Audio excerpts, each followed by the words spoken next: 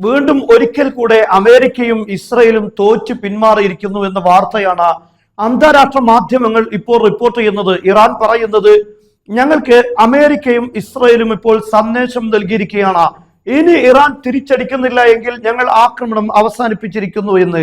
എന്നാൽ ആ ഒരു അർത്ഥത്തിൽ ഞങ്ങൾ യുദ്ധം അവസാനിപ്പിക്കുകയാണ്, പക്ഷേ ലബനാനെതിരെയോ അല്ലെങ്കിൽ ഇറാനെതിരെയോ ആക്രമണം ഉണ്ടാകാൻ പാടില്ല എന്ന കാര്യം കൂടെ പ്രഖ്യാപിച്ചിരിക്കുകയാണ്. എന്തുകൊണ്ടാണ് ഇത്തരം ഒരു തീരുമാനത്തിലേക്ക് പെട്ടെന്ന് അമേരിക്കയും ഇസ്രയേലും എത്തിയത് എന്ന പ്രധാനപ്പെട്ട ചോദ്യമുണ്ട്.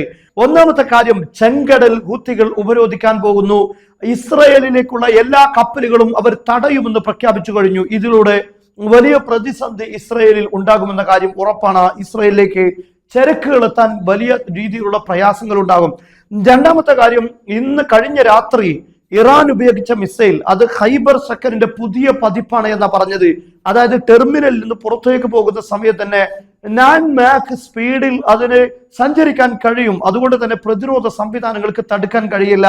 ഇസ്രയേലിന്റെ റാമാറ്റ് ഡേവിഡ് എന്നറിയപ്പെടുന്ന ബേസിൽ ശക്തമായി മിസൈലുകൾ ഇടിച്ചു എന്ന വാർത്ത വരുന്നു. വലിയ രീതിയിലുള്ള അപകടങ്ങൾ അവിടെ ഉണ്ടായിട്ടുണ്ട് എന്നാണ് പറയപ്പെടുന്നത്. അതേപോലെ മറ്റൊരു പ്രധാനപ്പെട്ട കാര്യം, ഇറാന്റെ ഷൂറ കൗൺസിലിലെ ദേശീയ സുരക്ഷാ അംഗം ഇന്ന് വളരെ പ്രധാനപ്പെട്ട ഒരു കാര്യം പറഞ്ഞിരിക്കുന്നു. ഇസ്രയേലിന് നേരെ ഞങ്ങൾ ഉപയോഗിക്കാത്ത ഒരു ആയുധമുണ്ട്, ആ ആയുധം ഉപയോഗിച്ചാൽ ഇസ്രയേലിന്റെ എല്ലാ ആയുധങ്ങളും നിഷ്പ്രഭമായി പോകും എന്നാണ് അദ്ദേഹം പറഞ്ഞിരിക്കുന്നത്. പക്ഷെ അത് ഇപ്പോൾ ഞങ്ങൾ ഉപയോഗിച്ചിട്ടില്ല, വേണ്ടി വന്നാൽ ഉപയോഗിക്കുമെന്ന ഒരു സൂചന നൽകിയിരിക്കുകയാണ്. മാത്രമല്ല, ഹിസ്ബുള്ളയും ഇറാന്റെ ആക്രമണങ്ങളോട് ഏകോപിച്ച് ശക്തമായ തിരിച്ചടി ഇസ്രയേലിലേക്ക് വന്നുകൊണ്ടിരിക്കുകയാണ്. അതേസമയം അമേരിക്ക ഈ ആക്രമണത്തിൽ പങ്കെടുത്തില്ല എന്നത് പ്രധാനപ്പെട്ട കാര്യമാണ്. അതായത് നേരിട്ട് ഇറാനെ ആക്രമിക്കുന്നതിൽ പങ്കാളികളായിട്ടില്ല.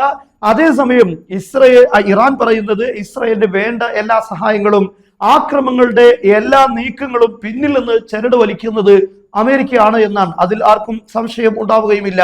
പക്ഷേ നേരിട്ട് യുദ്ധത്തിലേക്ക് കടക്കാൻ അമേരിക്കക്ക് പ്രതിസന്ധിയുണ്ട്. അങ്ങനെ കടന്നു കഴിഞ്ഞാൽ വലിയ യുദ്ധമാകും. ഇറാൻ ഇപ്പോൾ ഗൾഫ് രാഷ്ട്രങ്ങളിലേക്കല്ല തിരിച്ചടിച്ചത്, ഇസ്രയേലിലേക്കാണ്. അതിന്റെ കാരണം അമേരിക്കയുടെ ബേസുകളാണ് മിഡിൽ ഈസ്റ്റിലുള്ള അറബ് രാഷ്ട്രങ്ങളിലുള്ളത്. അതേസമയം ഇസ്രയേൽ ആക്രമിച്ചാൽ ഇസ്രയേലിനെ മാത്രമേ ഇറാന് തിരിച്ചടിക്കാൻ കഴിയുകയുള്ളൂ. അമേരിക്ക ആക്രമിച്ചാൽ അമേരിക്കയുടെ ഫെസിലിറ്റികൾ മിഡിൽ ഈസ്റ്റിൽ എല്ലാ രാഷ്ട്രങ്ങളിലും ഉണ്ട്. ആ രാഷ്ട്രങ്ങളിലൊക്കെയുള്ള അമേരിക്കയുടെ ബേസുകൾ എന്ന രീതിയിൽ അല്ലെങ്കിൽ അവരുടെ കമ്പനികൾ എന്ന രീതിയിലെല്ലാം ആക്രമണം നടത്താൻ കഴിയും. അതേസമയം ഇസ്രയേലാണ് ഇപ്പോൾ ആക്രമിച്ചിട്ടുള്ളത്. അതുകൊണ്ട് തന്നെ ഇസ്രയേലിന് നേരെയാണ് ഇറാന്റെ ഭാഗത്തുള്ള തിരിച്ചടി ഉണ്ടായത്. അമേരിക്ക മനഃപൂർവ്വമാണ് ഇറാനെതിരെ ആക്രമണം നടത്താതിരുന്നത്.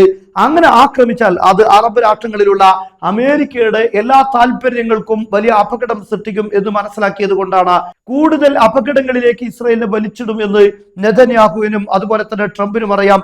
മാത്രമല്ല, ചില സോഴ്സുകൾ പറയുന്നത് ഔദ്യോഗികമല്ലെങ്കിൽ പോലും നെതന്യാഹു ഒരുപക്ഷെ രാജിക്ക് പോലും തയ്യാറാകുമെന്ന പ്രസ്താവനകൾ വന്നിട്ടുണ്ട് എന്നാണ്. എന്തായാലും ഇസ്രയേലിൽ വലിയ ഗുരുതരമായ പ്രത്യാഘാതങ്ങൾ ഈ ഇറാന്റെ ആക്രമണത്തിലൂടെ ഉണ്ടായിരിക്കുകയാണ്. ഇറാൻ അങ്ങനെ ഒരു തിരിച്ചടി നടത്തുമെന്ന് അമേരിക്കയും ഇസ്രയേലും ചിന്തിച്ചിട്ടില്ല.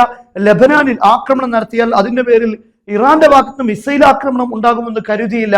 ഇവിടെ എടുത്തു പറയേണ്ട കാര്യം, ഇസ്രയേൽ എന്ന് പറയുന്ന ഒരു സംവിധാനം നിലവിൽ വന്നതിന് ശേഷം ആദ്യമായിട്ടാണ് ഒരു രാഷ്ട്രം ഇസ്രയേലിന് നേരെ ആദ്യം ആക്രമണം നടത്തുന്നത്. തിരിച്ചടിക്കുകയല്ല, ആദ്യ ആക്രമണം ഇറാന്റെ ഭാഗത്തുനിന്നുണ്ടാകുന്നത് ആദ്യമായിട്ടാണ്.